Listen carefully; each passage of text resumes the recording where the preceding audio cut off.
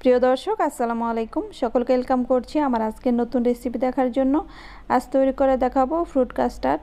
এই ফ্রুট কাস্টার্ডটা খেতে খুবই মজার হয়ে থাকে, সুস্বাদু ও স্বাস্থ্যকর ফ্রুট কাস্টার্ড খেতে খুবই মজার হয়ে থাকে। অতিথি আপ্যায়নে আমরা এই ফ্রুট কাস্টার্ডটা পরিবেশন করতে পারবো। চলুন তাহলে শুরু করা যাক কিভাবে তৈরি করতে হয়।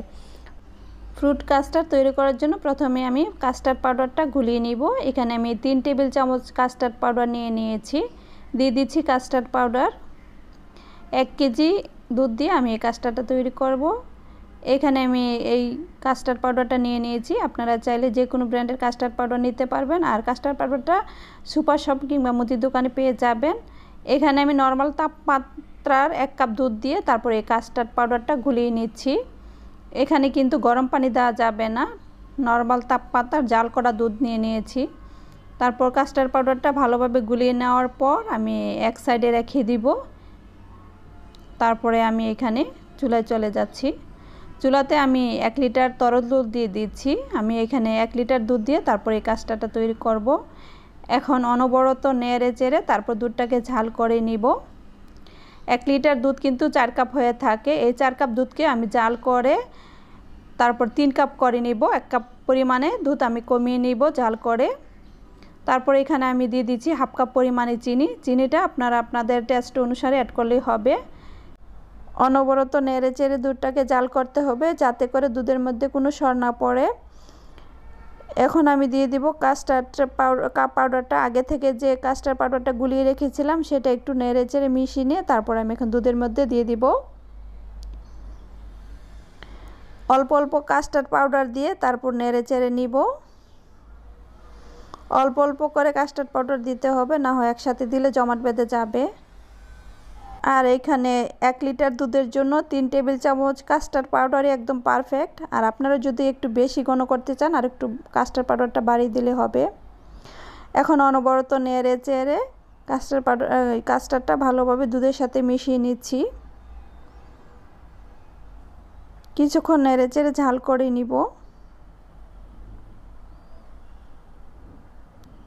কিছুক্ষণ জাল করার পর এমন অবস্থাতেই আমি এই কাস্টার্ডটাকে নামিয়ে নিয়েছি। একটা পাত্রে আমি ঢেলে নিচ্ছি। এমন অবস্থায় নামিয়ে নিয়েছি যাতে করে ঠান্ডা হলে আরেকটু ঘন হয়ে যাবে। এখন অনবরত নেড়ে চেড়ে তারপরে আমি নরমাল তাপমাত্রায় ঠান্ডা করে নিব যাতে করে উপর দিয়ে কোনো সর না পড়ে। নরমাল তাপমাত্রায় এটা ঠান্ডা করার পর আমি আবার নরমাল ফ্রিজে রেখে ঠান্ডা করে নিব। এখন ঠান্ডা করে নিচ্ছি।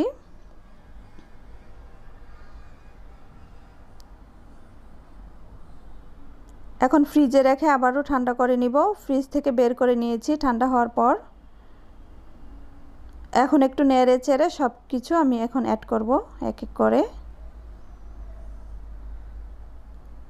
এখানে আমি দিয়ে দিচ্ছি 1 কাপ পরিমাণে আপেল কুচি, কিউব করে কেটে নিয়েছি আপেল। দিয়ে দিচ্ছি এখানে 1 কাপ কলা।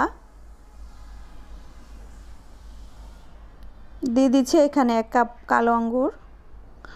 আপনারা আপনাদের পছন্দ অনুসারে এখানে ফ্রুটসগুলো অ্যাড করলে হবে। এখানে আমি আনার দিয়ে দিচ্ছি হাফ কাপ পরিমাণে। সব কিছু দেওয়া হয়ে গিয়েছে। এখন নেড়ে চেড়ে মিশিয়ে নিব। ঠান্ডা ঠান্ডা এই ফ্রুট কাস্টার্ডটা খেতে খুবই মজার হয়ে থাকে। অতিথি আপ্যায়নে আমরা এই ফ্রুট কাস্টার্ডটা পরিবেশন করতে পারবো। আর এই ফ্রুট কাস্টার্ডটা আমরা ফ্রিজে রেখে 2 থেকে 3 দিনের মতো রেখে খেতে পারবো। এখন আমি আপনাদেরকে পরিবেশন করে দেখাচ্ছি। এই তো তৈরি হয়ে গেল খুবই মজাদার সুস্বাদু স্বাস্থ্যকর এই ফ্রুট কাস্টার্ড। আশা করি ভালো লাগবে আমার আজকের রেসিপি। উপর দিয়ে কিছু আবার কালো আঙ্গুর দিয়ে দিচ্ছি আর দিয়ে দিচ্ছি কিছু আনার দানা।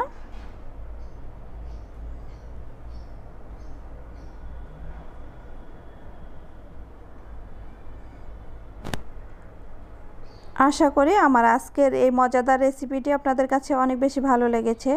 যদি আমার রেসিপিগুলো আপনাদের কাছে ভালো লেগে থাকে তাহলে আমার ভিডিওতে একটা লাইক দিবেন, শেয়ার করবেন আর সাবস্ক্রাইব করে আমার পাশেই থাকবেন। সকলে অনেক বেশি ভালো থাকবেন, সুস্থ থাকবেন, নিরাপদে থাকবেন আর আমার চ্যানেলের পাশেই থাকবেন। আল্লাহ হাফেজ।